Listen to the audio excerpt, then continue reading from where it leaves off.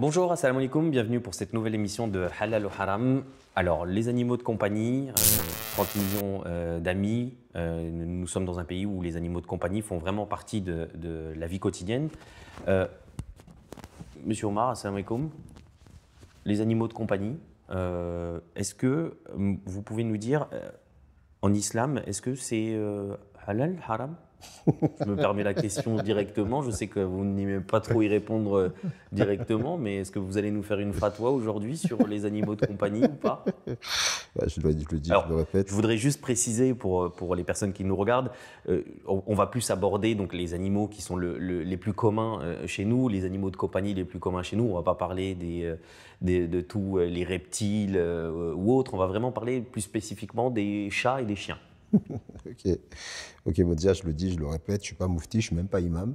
Une petite fatwa, même pas une petite fatwa aujourd'hui, non, rien. J'essaye d'exposer le point de vue de l'islam Ahmadiyya sur plusieurs sujets qui sont parfois tabous et des sujets communs, les questions que se posent nos amis, nos frères, nos sœurs sur l'islam.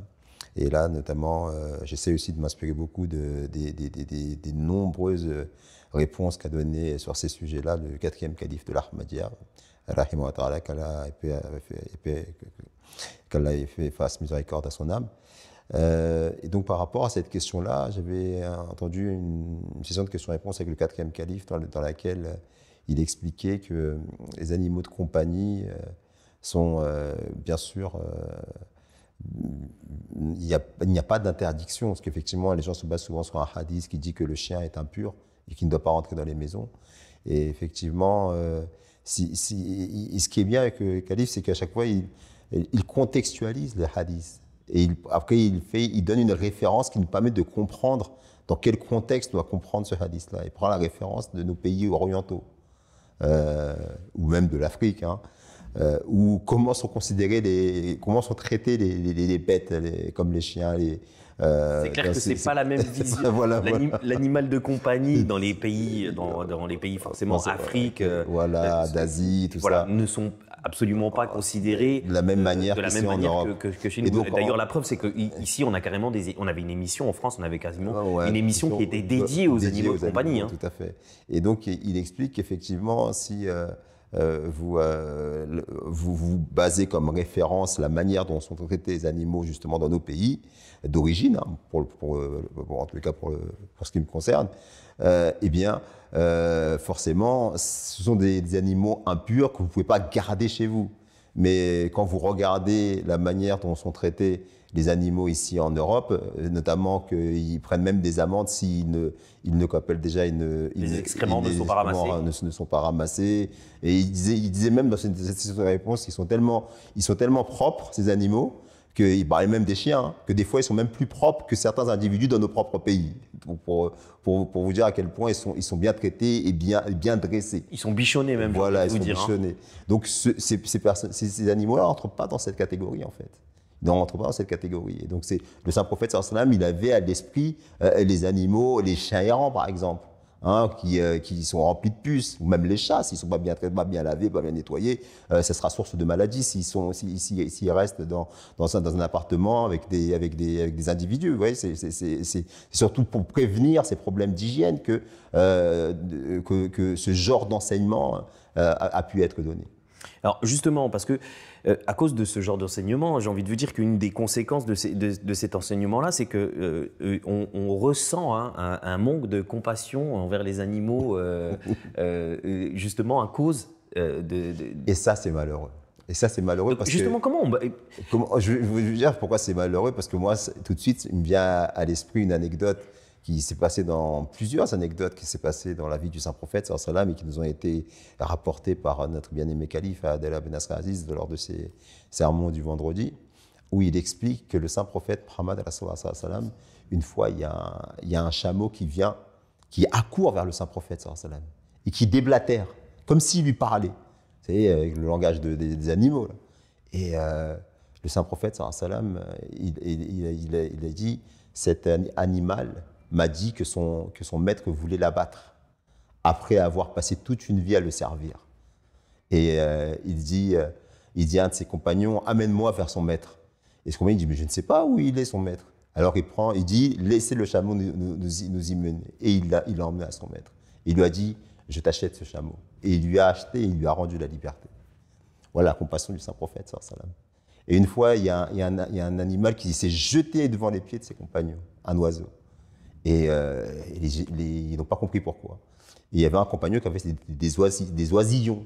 Il avait donc les enfants de cet animal. Il regardait la miséricorde de cette mère pour ses enfants. Elle a offert le sacrifice de sa vie pour que vous libérez ses enfants. Et il dit, sachez qu'Allah, il a seulement donné une goutte de sa miséricorde dans l'amour de ces femelles pour leurs enfants.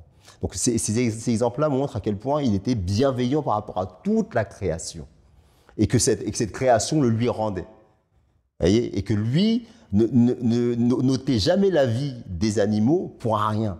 Donc la bienveillance, elle est au cœur, la bienveillance du bien et le bien-être animal, pardon, elle est au cœur de l'enseignement islamique. Et le saint prophète sallam l'a souvent démontré dans le courant de sa vie. Ou quand il disait qu'il ne fallait pas trop charger les mulets. Et que des fois, il remontait, il reprenait justement ses contemporains sur ces questions-là.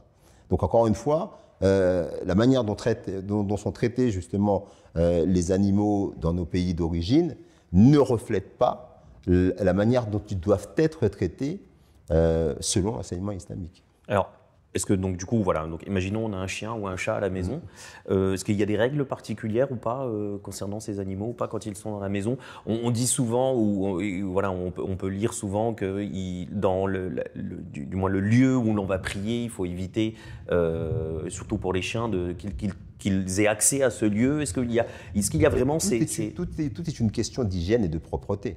Encore une fois, les interdits qui ont été donnés, c'est pour préserver justement ce cadre-là. D'ailleurs, à ce propos-là, il avait expliqué, le 4e calife, il avait dit, mais certaines personnes m'invitent chez eux et je refuse d'aller les voir. Et ces personnes-là, quand elles viennent me voir, elles me disent, pourquoi vous ne venez pas chez nous? Je dis, parce que vous avez des chiens chez vous, mais qui sont tellement malpropres que moi j'ai peur malpropres et mal dressés, que j'ai peur qu'en allant chez vous, non seulement je risque de tomber sur des choses qui sont sales, mais en plus de ça, je risque d'être blessé par votre chien. Et c'est là qu'il a donné même l'interprétation du saint prophète, du hadith, qui dit que les anges n'entrent pas dans un lieu où il y a des chiens. C'est ça que ça voulait dire. Ça veut dire que les chiens mal dressés, les chiens malpropres qui défigurent votre environnement privé, eh bien, ce n'est pas compatible avec l'hospitalité islamique. Et les anges dont il est question dans ce hadith, eh bien, font allusion aux personnes de nature angélique. Et il a pris son propre exemple. C'est notre calife. Voilà. Et donc, c'est la source, en fait, de cet enseignement que vous êtes en train de m'exposer, à savoir que certaines personnes disent que là où on prie, on ne doit pas mettre... C'est le béaba, en fait. C'est le béaba, c'est élémentaire en termes de règles d'hygiène. Et ce n'est pas autre chose qu'a voulu dire le saint prophète sallallahu alayhi wa sallam. Certains savants même disent que l'interprétation aussi, elle n'est pas forcément liée aux chiens seulement physiques. Parce que le Saint-Coran décrit certains hommes avec un caractère de chien même. Là, on parle de l'exemple de Balaam Baour, qui était un savant de l'époque des enfants d'Israël, qui avait un tel niveau spirituel, mais à cause de son amour excessif pour le monde, et a été humilié et maudit par Allah, si bien qu'il a été comparé à un chien. Et donc le calife nous explique que les chiens dont il est question, c'est que les personnes de nature angélique ne se mélangent pas avec ce type de personnes qui ont une nature justement animale, bestiale et complètement démoniaque en fait.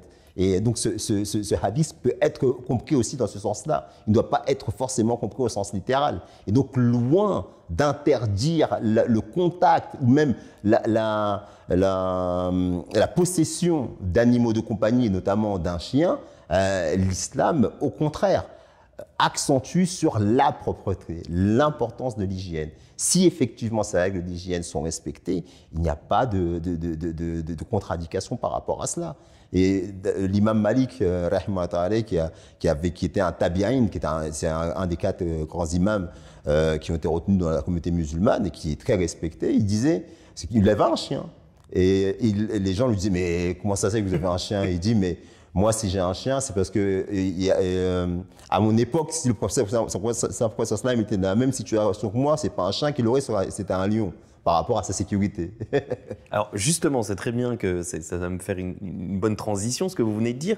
Est-ce que justement, parce qu'on a dit animaux de compagnie, mais est-ce que voilà, un musulman, est-ce qu'il doit posséder un chien pour avoir utile, j'ai envie de vous dire? Est-ce que voilà, pour justement pour garder la maison, ou est-ce qu'on peut l'avoir juste pour le plaisir, en fait? Est-ce qu'on peut avoir un animal de compagnie juste pour le plaisir, juste un compagnon ou est-ce qu'il faut vraiment l'avoir pour une certaine utilité?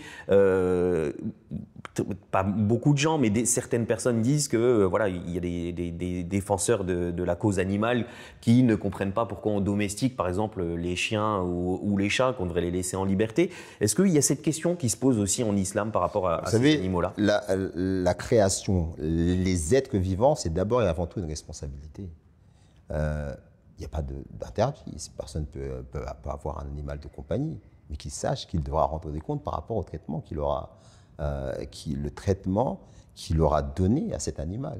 Vous savez, il y a un hadith célèbre qui dit qu'une prostituée, elle a étanché la soif d'un animal et elle a obtenu le paradis grâce à cet acte. Et d'un autre côté, vous avez une femme croyante qui a laissé mourir son chat de faim et qui a obtenu l'enfer à cause de cet acte-là. Donc c'est une lourde responsabilité avoir des animaux de compagnie.